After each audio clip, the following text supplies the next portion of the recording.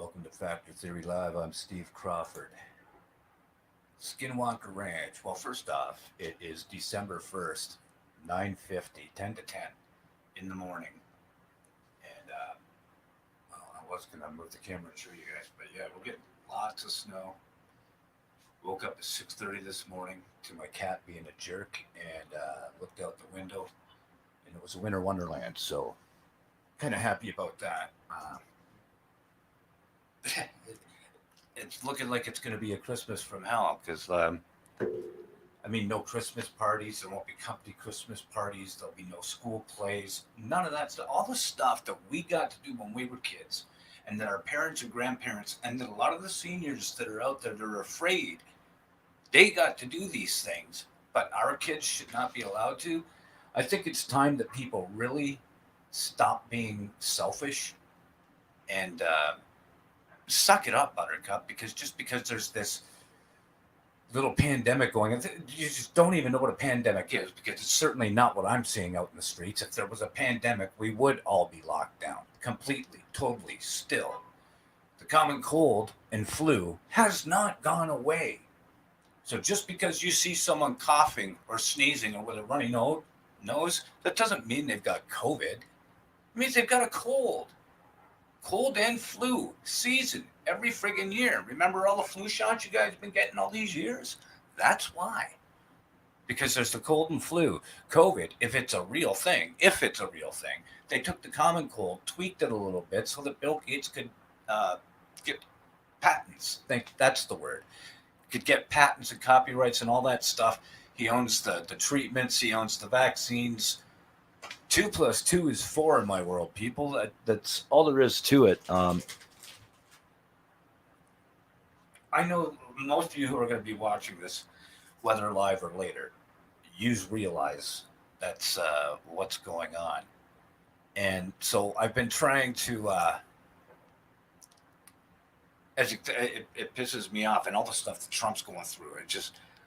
I don't know. I'd like to think the guy's heart's in the right place. I can't see why he would want to. Can't see why he would want to run for president, knowing his name was going to be dragged through the mud. I think this guy was promised a chance to change the world. Is he going to get to do it? I don't know. Not with these fake votes. If everybody's going along with the fake votes from the mail-in crap. Trump had a good point. Are we supposed to honestly believe, that Biden got more votes than Obama did when he was running? Come on. I don't buy that for a second.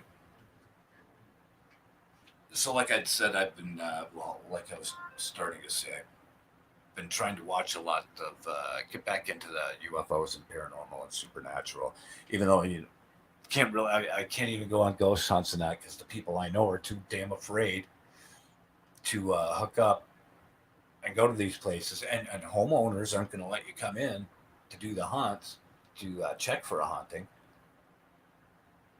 unless they know you're a family friend. And, well, actually, there are people in this building here. I found out apparently my building may be haunted. There was something weird going on here. Started shortly after I moved in, probably 2 weeks after I moved in. My neighbor found out all I had was a PS3, and I guess it offended him. And him and his wife lent me. They had an extra PS4, so they lent it to me. And smoke them if you got them. I don't take pills. This is my only painkiller. It's for colitis and bad back, so don't judge me. But yeah, they gave me one, and I was getting right into it. Thank God they did. My favorite game is Grand Theft Auto 5. Most people who play Grand Theft Auto, that's their favorite of it. But I've been playing it on PS3 for 8 years. I had no idea. I'm bored. Mastered the other one. I had no idea. I'm going somewhere with this. I had no idea.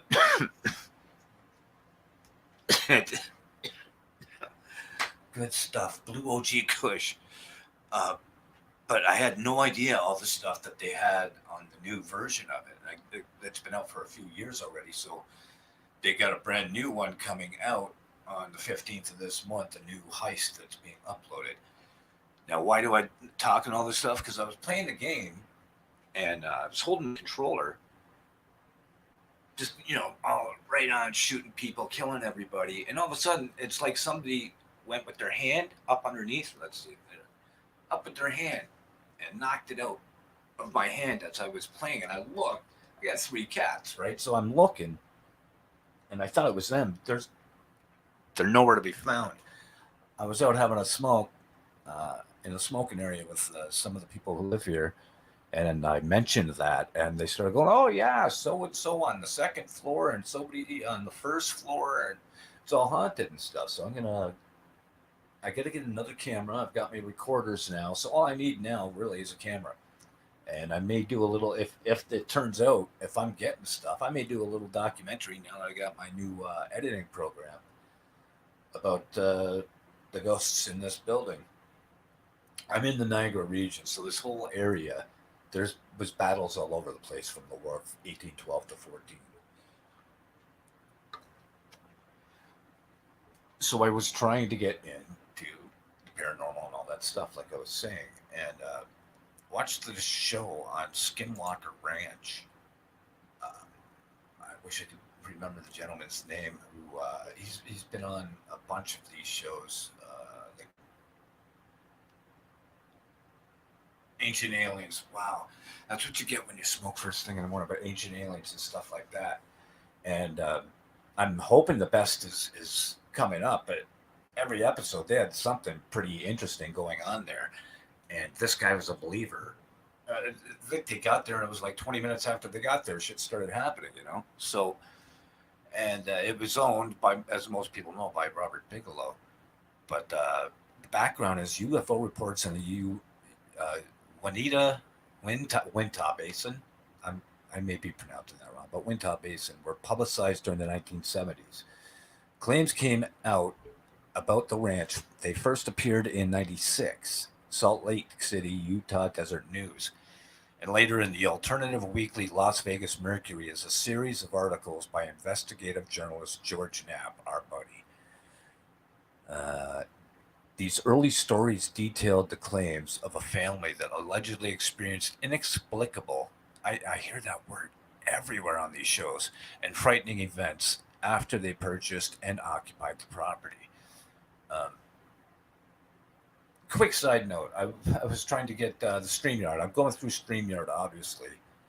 Put my credit card info. They won't accept my bloody credit card. Pissing me off. It's accepted everywhere else. That's why I bring it up, and it's pissing me off. Now, Colin Kelleher and co-author George Knapp wrote a book in which they described the ranch being acquired by the National Institute for Discovery Science to study anecdotal of UFOs, Bigfoot-like creatures, crop circles, glowing orbs, and poltergeist activity. Like this place has the gambit. Extra dimensional, you bet. The paranormal reputation. The ranch, located in West Wintah County, it could be Uinta. It probably is Uinta. That sounds more of a native name, right? Uinta County, bordering on the Ute Indian reservation, was popularly dubbed the UFO Ranch due to its ostensible, ons, ostensible. There you go, ostensible. I've even got glasses, and I'm reading on a big screen, 40-inch monitor, and I still having a hard time here. That includes vanishing and mutilated cattle. Vanishing, I didn't hear about that.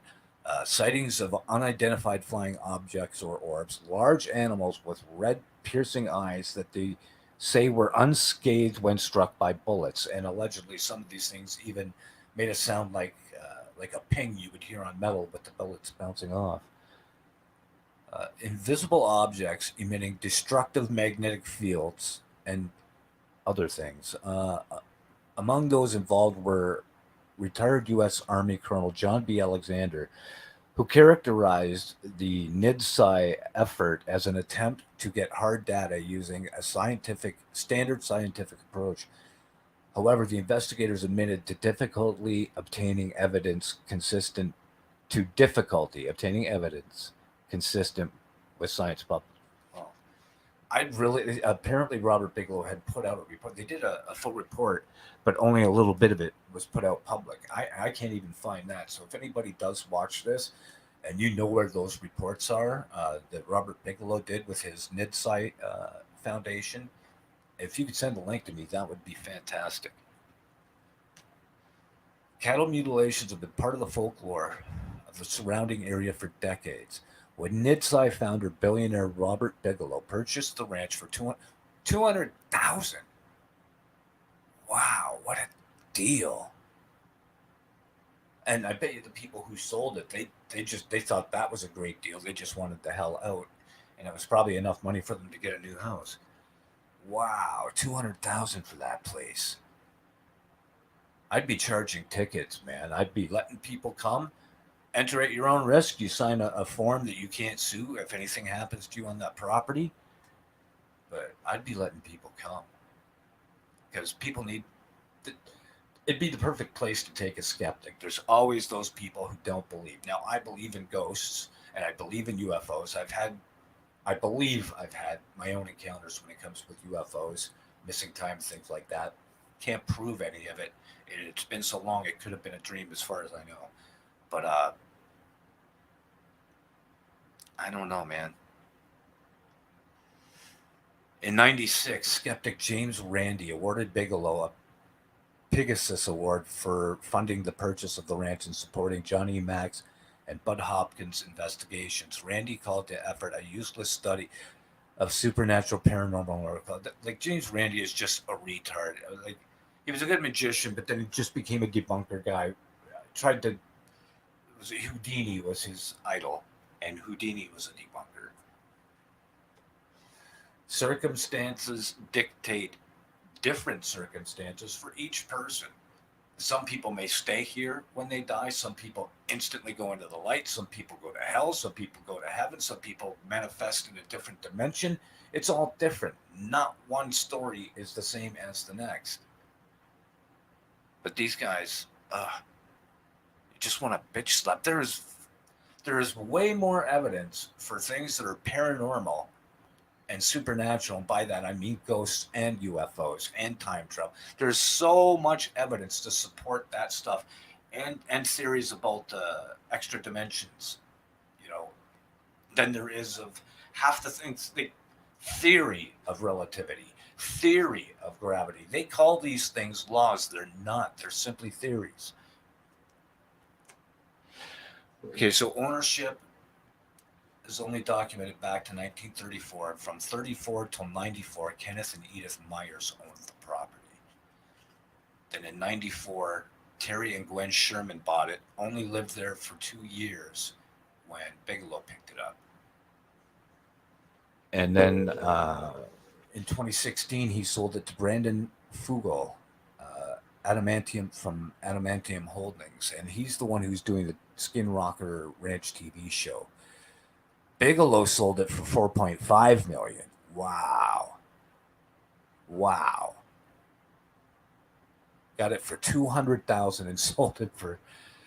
Well, wait. Actually, it was. Let's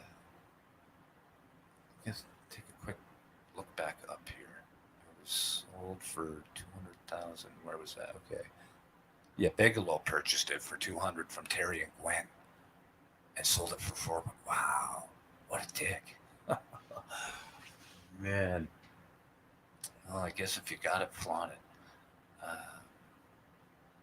Okay, yeah. In popular culture, there was a fictional portrayal of the ranch. It's featured in Lost Tapes, a TV show. Skinwalker Ranch film, loosely based. Hunt for Skinwalker 2018 documentary.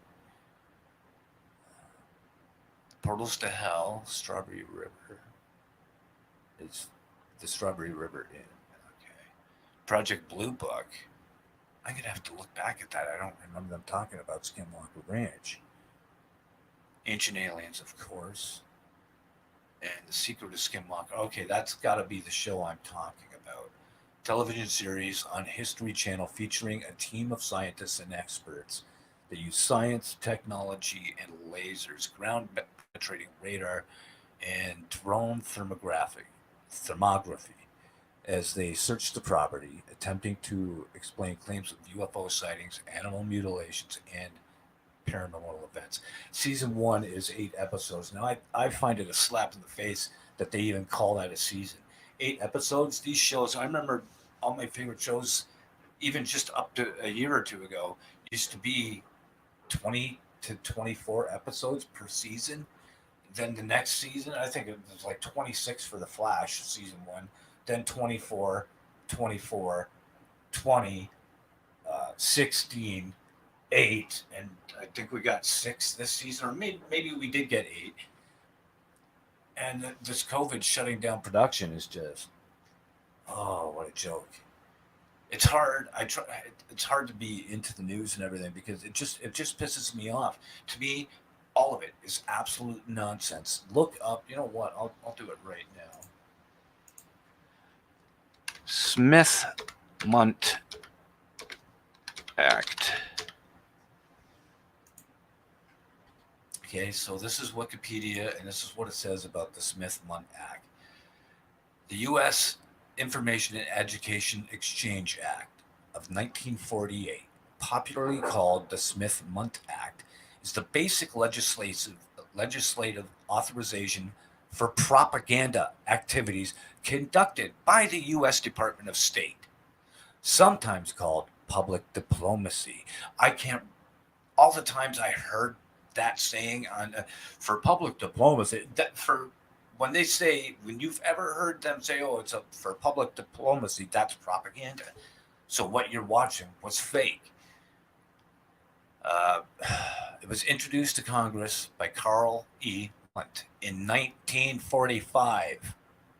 It was subsequently passed by the 80th Congress and signed into law by Truman in 1948.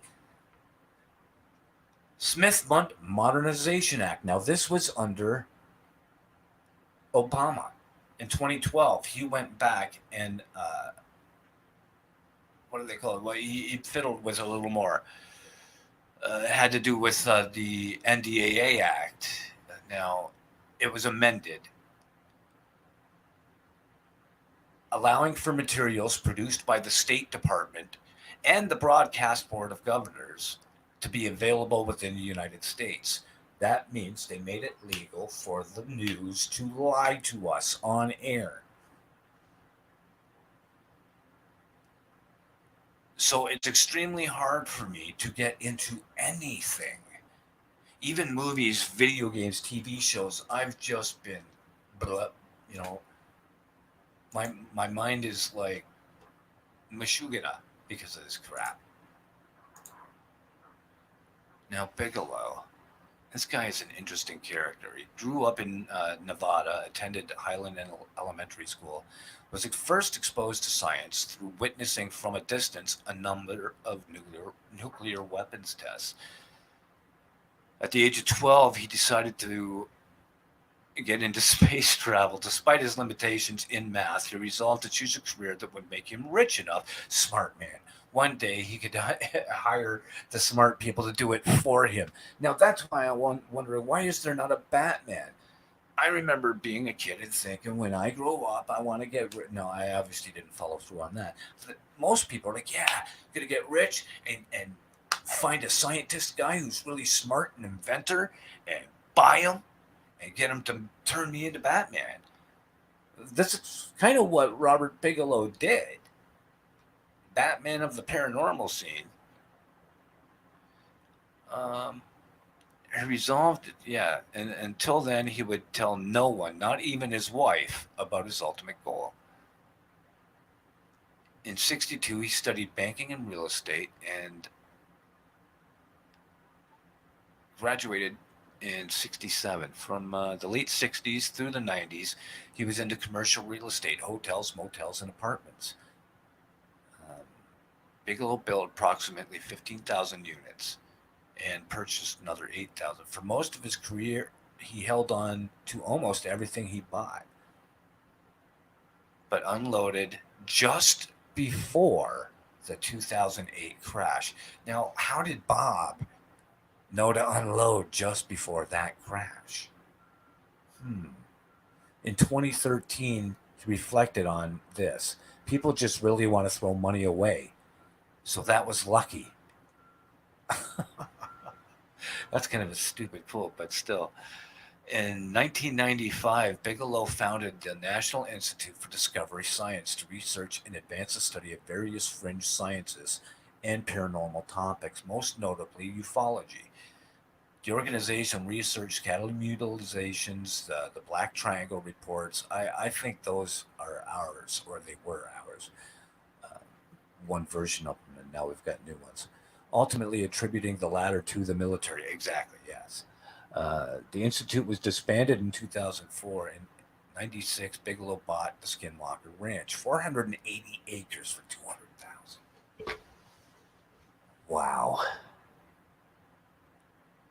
And some believe it is the site of an interdimensional doorway.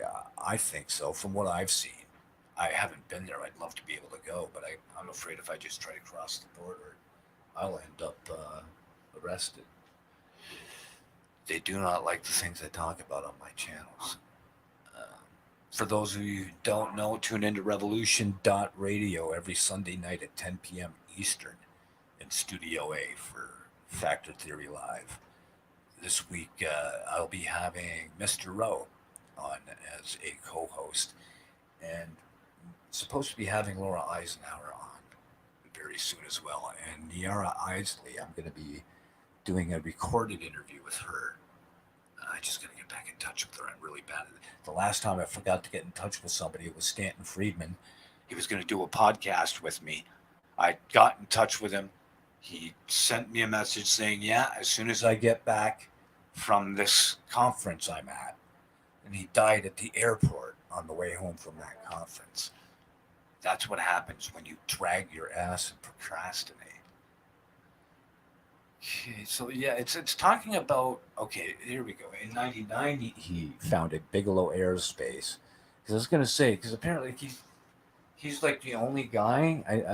If I remember correctly, he's the only guy who's allowed to take weapons up in space or something too to transport them. Bigelow had indicated he planned to spend up to 500 million to develop the first commercial space station. 33% of the 1.5 billion that NASA expanded on a single space had spent expended. Wow. Bigelow Aerospace has launched two experimental modules, Genesis 1 in 2006 and 2 in 2007. He plans, yeah, habitats, a research lab, the factory. But when is that happening? 2013 indicated the reason he went into the real estate business to begin with was to be able to do the space stuff. Um, his beam module was launched in 2016 via SpaceX. In 2017, he planned to put an inflatable space hotel. That doesn't make much sense. Aren't they saying that there's little space rocks flying around that could kill you? And, you know, space and space science contradicts themselves. Oh, we're getting signals from other worlds and other planets, but meanwhile, sound doesn't travel in a vacuum, and they say space is a vacuum. So. In 2020, Bigelow Aerospace let go of all their staff and halted operations. Oh, because of the pandemic. Yeah. Leave it to the pandemic to fucking screw everybody's lives up. Friggin' pricks. No, I will not donate at this time. I will in the future. This is how I want people to donate to me at some point. Oh, what do we got here? Hey, Timothy, how's it going, dude? All right, so yeah, I was just playing around, seeing what I can do with this crappy version. Well, it's okay for a free version, but I really wanted to be able to upgrade, and they just won't let me through this credit card. So I'm not. Maybe if I get a gift card. one of the gift credit cards that'll work. But anyway, like says Steve Crawford, Factor Theory Live, Studio A, Sunday nights at 10 p.m. on Revolution.radio this week with Mr. Rowe and possibly Laura Eisenhower. Have yourselves a great day. Ciao.